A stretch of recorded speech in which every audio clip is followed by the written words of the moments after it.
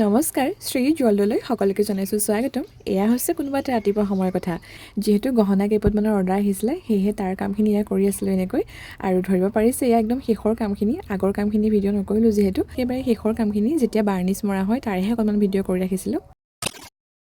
ভাবিলোঁ গহনা পাছত দেখুৱালেও হৈ যাব, পিছে এতিয়া দেখুৱাওঁ বুলি ভাবিছোঁ আমাৰ ঘৰৰ অকণমান ব্যতিক্ৰমী কাৰুকাৰ্যখিনি। বাকীখিনি আপোনালোকে আগৰ পৰা দেখি আহিছেই। আজি অকণমান নতুন ধৰণৰ এটা কাৰুকাৰ্য হৈ আছে এয়া, তাকে বোলো অকণমান দেখুৱাই দিওঁ। ধৰিব পাৰিছে আপোনালোকে, মানে এনেকৈ কুঁৱাৰ পৰা নিশ্চয় আপোনালোকে পানী তোলা দেখিছে, পিছে এনেকৈ গাঁতৰ পৰা মাটি উঠোৱা নিশ্চয় দেখা নাই, নহয় জানো?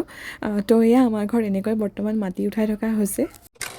আৰু এই গাঁতবোৰ খান্দিব লগা হৈছে বাথৰুমৰ কাৰণে, যাৰ বাবে বহুখিনি দ কৰিবলগীয়া হৈছে। আৰু এই দ কৰিব যাওঁতে অকণমান সমস্যা হৈ পৰিছে মাটি উঠোৱাৰ। সেইবাবে আচলতে এনেকৈ অকণমান চিন্তা চৰ্চা কৰি মাটি উঠাবলৈ এই বুদ্ধিটো ভাঙি লোৱা হৈছে। তো গম পাইছে আৰু বুদ্ধি আমাৰ ঘৰৰ সাংঘাতিক বুদ্ধি। মানে খুব কম দিনতে গাঁতো খন্দা হৈছে, লগতে কষ্ট নোহোৱাকৈ মাটিখিনি উঠাব পৰা গৈছে। তো এই কৌশলটোৰ আঁৰৰ মূল বস্তুবিধ হৈছে এই চকৰিটো। এই চকৰিটো অৱশ্যে বহু দিনৰে হয়, যেতিয়া কুঁৱাৰ পৰা পানী অনা দিন আছিলে আমাৰ, সেই সময়তে বনোৱা এই চকৰিটো। পিছে এতিয়া যিহেতু কামত নালাগে চকৰিটো, সেইকাৰণে ইয়াত এনেকৈ কামত লগা হৈছে। আৰু ইয়াক গাঁতটোলৈ উঠা নমা কৰিবৰ কাৰণে সুবিধা কৰি দিয়া হৈছে, মানে মই এখন দি দিছে আৰু চাৰিওফালে ধৰিব পাৰিছে কিমান ধুনীয়াকৈ পকাৰে বান্ধি দিছে। তো আপোনালোকৰ যদি আইডিয়াটো ভাল লাগিছে সেনেকৈ ফ'ল' কৰিব পাৰিব। তো এই ভিডিঅ'খিনি হৈছে কিছুদিনৰ আগৰ, যিহেতু এতিয়া ফাগুন মাহ, তাতে আকৌ ওচৰতে নদী, গতিকে উপায় নাই এনেকৈ পাকে পাকে চাফ চিকুণ কৰি থাকিব লগা হৈছে। আৰু ইয়াত টেবুলৰ তলত বিভিন্ন ধৰণৰ কাগজ পাতি এনেকৈ সংৰক্ষিত হৈ থাকে। হেণ্ডমেড বস্তুবোৰৰ অৰ্ডাৰ লোৱাৰ পৰা ধৰি দিয়ালৈকে একদম বিভিন্ন ধৰণৰ কাগজ এনেকৈ মই সংৰক্ষিত কৰি থওঁ। আৰু এইডাল হৈছে মোৰ কিতাপ থোৱা ষ্টেণ্ডডাল, যিডাল ঘৰতে বনাই লৈছিলোঁ, ভিডিঅ' দিয়া আছিল আগতে। পিছে বহুতে সুধি আছিলে ষ্টেণ্ডডাল ক'ৰ পৰা লোৱা হৈছে বা লিংকটো দিব পাৰিব নেকি। তো মই কৈছোঁ ষ্টেণ্ডডাল ঘৰতে বনোৱা হয়, তেনেকৈ লিংক দিব নোৱাৰিম। আৰু সৌৱা ধৰিব পাৰিছে ষ্টেণ্ডডালত এনেকৈ ডাঠ কাগজ লগাই দিব লগা হৈছে এইবাৰ, কাৰণ ধূলিয়ে বহুত বেছি কিতাপখিনি লেতেৰা কৰিছে, সেইকাৰণে এনেকৈ এতিয়া ডাঠ কাগজ লগাব লগা হৈছে।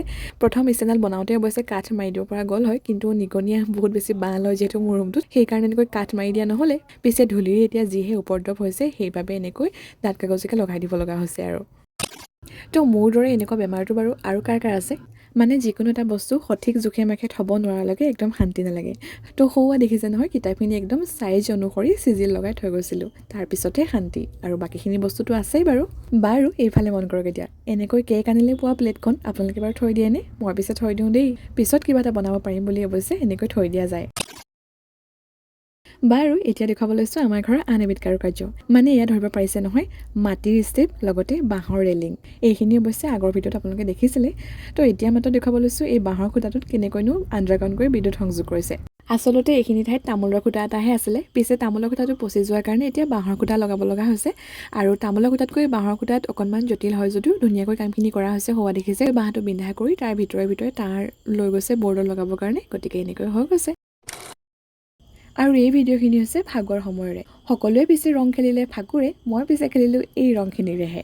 যিহেতু ৰং দেখিলে উগুল থুগুল লাগি থাকে, ক'ত কেনেকৈ ৰং ঘঁহিব পাৰি তাৰে চিন্তা কৰা যায়। আৰু তাৰপিছতে পলম নকৰি ধূপদানিকেইটাত ৰং বুলাই দিলোঁ। আৰু এই ধূপদানিকেইটা বনোৱা হৈছিলে চিমেণ্টেৰে, যিহেতু আগতে ভিডিঅ' দিয়া আছিলে কেনেকৈ বনাইছিলোঁ, সেইকাৰণে পুনৰ ভিডিঅ' নকৰিলোঁ। তো তাৰপিছতে ঘপককৈ মনত পৰিলে মোৰ এই উকা খিৰিকীখনলৈ। বহুত দিনৰ পৰা দেখি আছোঁ মোৰ এই খিৰিকীখন বৰ উকা লাগে, সেয়েহে ভাবি ৰং আছে যিহেতু অকণমান বুলাই দিয়া যাওক। তাৰপিছত আৰু ৰক্ষা নাই, এফালৰ পৰা এটাৰ পিছত আন এটা ৰং বুলাই গৈছোঁ মাথো। মুঠৰ ওপৰত ৰং বুলাব লাগে আৰু ধুনীয়া দেখিব লাগে, গতিকে চুক কোন মাৰি দেখিছে নহয় হোৱা সকলোফালে ৰং কৰি দিছোঁ। তাতেই আকৌ মনত পৰিলে আগত যিহেতু বহাগ আহি আছে, আপোনালোকৰ বাৰু মনত আছেনে? আগতে বিহু আহিলেও মানুহে বেৰত চূণ লগাইছিলে, পিছে আজিকালি সেই নিয়ম নাই, মানে চূণ লগাবলৈ বেৰাই তেনেকৈ নাই। আমাৰ অৱশ্যে আছে যদিও চূণ লগোৱা নাযায় মাটিৰ বেৰাত। গতিকে যা হওক মোৰ খিৰিকীখনৰ গাতে অকণমান বহাগ লাগক বা ৰঙিয়াল হৈ থাকক, নে কি কয়? একেবাৰে শেষত এতিয়া দেখুৱাম বুলি ভাবিছোঁ আমাৰ মায়ে বনোৱা কিবা এটা। মানে আমাৰ ঘৰৰ সকলোৰে হাতৰ সৃষ্টিশীল কামবোৰ আপোনালোকে নিশ্চয় দেখিয়ে থাকে, পিছে আমাৰ মায়েও আজি অকণমান ব্যতিক্ৰমভাৱে কিবা এটা বনাবলৈ চেষ্টা কৰিলে। ময়ো অৱশ্যে দেখাৰ পিছতহে গম পালোঁ যে মায়েও এইখিনি মোবাইল চাই এনেকৈ ভাবি থৈছিলে আইডিয়া কৰি পেলাই। গতিকে দেখি মোৰো খুব বেছি ভাল লাগিলে, সেয়েহে ময়ো এনেকৈ আহি অকণমান সহযোগ কৰি দিলোঁহি। তো এই বস্তুবিধনো কি বনাইছে আপোনালোকে ধৰিব পাৰিছেই নিশ্চয়। মম জ্বলোৱাৰ পিছত একেবাৰে শেষত যিখিনি অংশ ৰৈ যায় সেইখিনিকে মায়ে ধুনীয়াকৈ গোটাই থৈ দিছিলে, আৰু তাকে আজি এয়া বাহিৰৰ চৌকাত ধুনীয়াকৈ জুই ধৰি পেলাই গলাই লৈছে। আৰু এই কফি কাপটোত ধুনীয়াকৈ গলাই লোৱা মমখিনি ঢালি দিছে, লগতে হোৱা শলিত এডাল নপৰিবৰ কাৰণে এনেকৈ কাঠি এটা দি দিছে। আৰু এয়া মোৰ টিউশ্যন কৰি থকা অকণমানিকেইটাকো অকণমান দেখুৱাই দিলোঁ মায়ে কেনেকৈ মম বনাইছে। আৰু সৌৱা জিলিকি থকা ষ্টনটো যে দেখিছে সেয়া মাটিতে পাই পটকে দি দিলোঁ দেখিবলৈ অৱশ্যে ধুনীয়াই লাগিলে পিছত আৰু এয়া প্ৰায় 3 ঘণ্টামান থৈ দিলোঁ শুকাবৰ কাৰণে তাৰপিছত ধুনীয়াকৈ গোট মাৰি ল'লে মমখিনি পিছে গোলাপ ফুলখিনি যিটো ষ্টাইলত দিছিলোঁ সেইদৰে নিজিলিকিলে মানে ওপৰভাগ ধুনীয়াকৈ জিলিকিছেই ছাইডটোহে নিজিলিকিলে কাৰণ এই মমখিনি যিহেতু আগতে ব্যৱহাৰ কৰা হয় যিখিনি অদৰকাৰী ৰৈ গৈছিল সেইখিনিকে মায়ে পুনৰ ব্যৱহাৰ কৰিছে গতিকে যি হওক বহুত বেছি ধুনীয়া লাগিছে দেখিবলৈ যিহেতু মায়ে এয়া প্ৰথম চেষ্টা কৰিছে গতিকে যি হওক পিছলৈ যদি বনাই ইয়াতকৈ নিশ্চয় ভাল হ'ব আপোনালোকৰ বাৰু কেনে লাগিলে আজি ভিডিঅ'টো ক'বলৈ নাপাহৰিব